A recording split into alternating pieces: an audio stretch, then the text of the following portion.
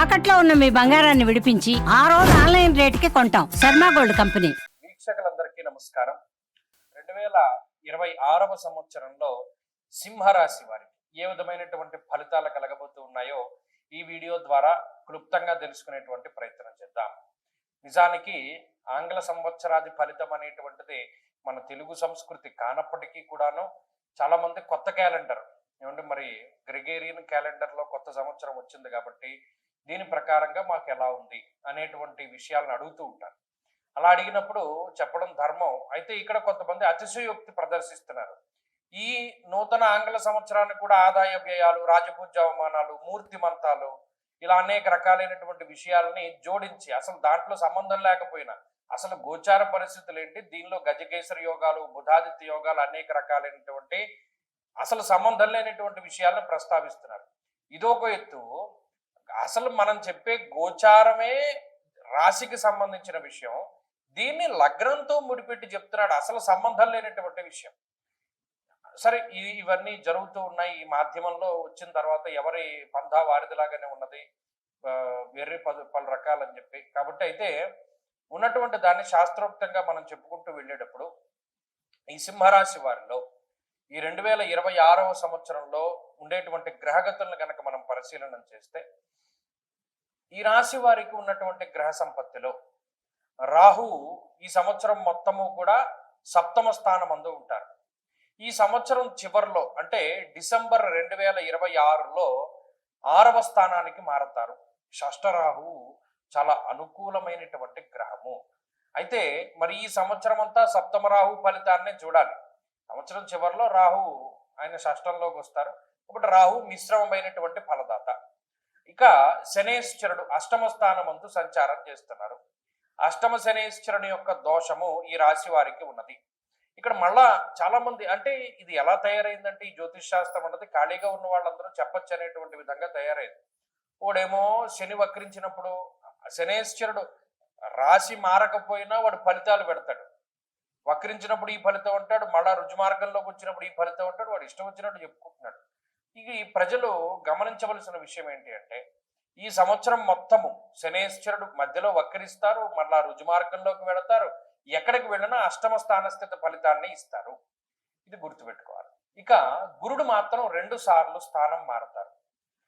June 2వ తారీఖు వరకు లాభస్థానమందు ఉన్నటువంటి గురువు జూన్ 2 నుండి అక్టోబర్ 31 వరకు వ్యయస్థానమందు, అక్టోబర్ 31 నుండి డిసెంబర్ 31 వరకు జన్మరాశి యందు సంచారాన్ని చేస్తారు. అంటే లాభస్థానంలో ఉన్న గురువే బలము. తప్పితే జూన్ 2 దాటిన తర్వాత ఎప్పుడైతే పుష్కరాలు ప్రారంభమవుతాయో అప్పటి నుండి ఉండేటువంటి గురువు యొక్క ఫలితం సింహరాశి వారికి ప్రతికూలమే. కాబట్టి ఓవరాల్ గా మనం పరిశీలన చేసినప్పుడు ఒక 25% నుండి 30% మధ్యలో ఉండేటువంటి శుభ ఫలితాలని సింహరాశి వారు ఈ సంవత్సరం పొందుతున్నారు.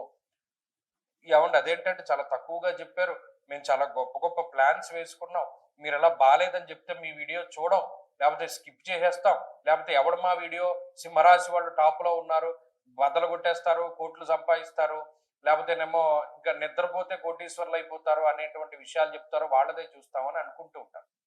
చెప్తారు కూడా చాలా మంది. లేకపోతే ఈయన ఎప్పుడూ నెగిటివ్ చెప్తాడని అంటారు. ఇక్కడ గమనించవలసిన విషయం, కొంతమంది తెలివైన వాళ్ళు ఉన్నారు. వాళ్ళు లాస్ట్ ఇయర్ నా వీడియో చూశారు. 24లో ఈయన ఎలా చెప్పాడు, ఎలా జరిగింది, 25లో ఈయన ఎలా చెప్పాడు, ఎలా జరిగింది, ప్రీవియస్ రికార్డ్స్ ఉంటాయి కదా, చెక్ చేసుకోవాలి. సింహరాశి వారికి బాగుందంటే బాగుంది, బాలేదంటే బాలేదు. నాకు మీ మీద ఏం కక్ష ఉండదు కదా. కాకపోతే ఏ పీరియడ్ బాగుంది, ఏది బాగా లేదని తెలుసుకుంటే మాత్రం కొంత ఉపయోగం ఉంటుంది. జూన్ 2వ తారీఖు వరకు గురువు యొక్క బలం ఉంటుంది కాబట్టి యశో వృద్ధిర్ బలం తేజ సర్వత్ర విజయ సుఖం అన్నాడు. అంటే ఇక పరిస్థితులు ఎలా ఉన్నా, ఇప్పుడు చూడండి బండి మీద వెళ్ళిపోతూ ఉంటాడు, చైన్ ఊడిపోతుంది, పెట్రోల్ అయిపోతుంది, సెల్ఫ్ ఆగిపోతుంది, అయినా బండి వెళ్ళిపోతుంది కొంతసేపటికి ఎదరికి. అలాగా అష్టమశని ఉన్నా, సప్తమరాహు ఉన్నా, మిగతా గ్రహాలు ప్రతికూలంగా ఉన్నా, గురుడు లాభంలో ఉన్నప్పుడు కొంత దూరం తీసుకుపోతాడు, ఎలాగోలా లాక్కుపోతాడు. బండిలో పెట్రోల్ అయిపోయింది, లేకపోతేనేమో బండి చైన్ తెగిపోయింది, ఏదైపోయినా సరే వీడు ఎదరికి వెళ్ళిపోతాడు. ఇంకోటి ఎవడో లిఫ్ట్ ఇస్తాడు, వాడు చెయ్యి పట్టుకుని, లేకపోతే వెనకాల ఎవడో తన్నుతాడు బండి, వాడిలా తనడం ద్వారాను బండి వెళ్ళడం అయితే వెళ్ళిపోతుంది. అలా గురువు ఫలితాన్ని ఇస్తాడు. జీవితం ఏదో రకంగా ముందుకు వెళ్ళిపోతుంది. కానీ గురుబలం తగ్గిపోతే మాత్రం, జూన్ నెల 2వ తారీఖు దాటిపోతే మాత్రం కొంత ఇబ్బందులు ఎదురవుతాయి. ఎందుకంటే మరి 3 దీర్ఘ సంచార గ్రహాలు ప్రతికూలం అయిపోతాయి కదా. మరి అలా ప్రతికూలం అయిపోయినప్పుడు మళ్ళా గోచార పరిస్థితులు నెమ్మది పడిపోతాయి. జాతకం మీద ఆధారపడిపోతాం. జాతకంలో దశాంతర దశలు బాగుంటే ఈ ఫలితాలు మళ్ళా అంత ఇబ్బంది పెట్టవు, లేకపోతేనేమో కొంత ఇబ్బంది పెడతాయి. ఇది కొంత మనం చూచాయిగా తెలుసుకోదగిన విషయం. సరే, మరి ఏ రకమైనటువంటి ఆటంకాలండి జూన్ 2 దాటాక అంటే, అష్టమంలో ఉన్న శనేశ్వరుడేమో నానా కార్య విరోధస్యాత్ వ్యాధిపీడా ధనక్షయం అన్నది శాస్త్రం.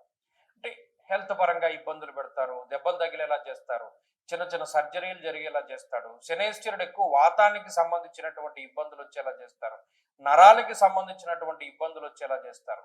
అలాగే ప్రత్యేకించి వాయు సంబంధమైనటువంటి రోగములు శరీరమందు ప్రబలడానికి, వాత రోగములు ప్రబలడానికి కూడా శనేశ్వరుడు కారణమవుతూ ఉంటారు. ఈ విషయాన్ని ప్రధానంగా గుర్తుపెట్టుకోవాలి.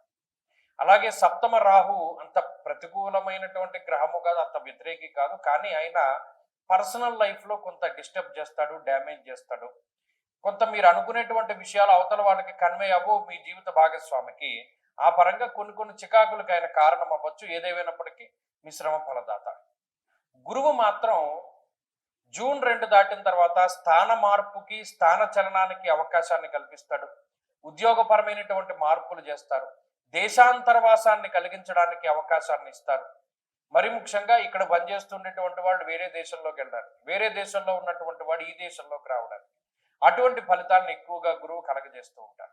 ఇక కుటుంబపరమైనటువంటి విషయాలు, సంతాన సంబంధమైనటువంటి విషయాలు ఇవన్నీ కూడా మధ్యస్థంగానే గోచరిస్తాయి.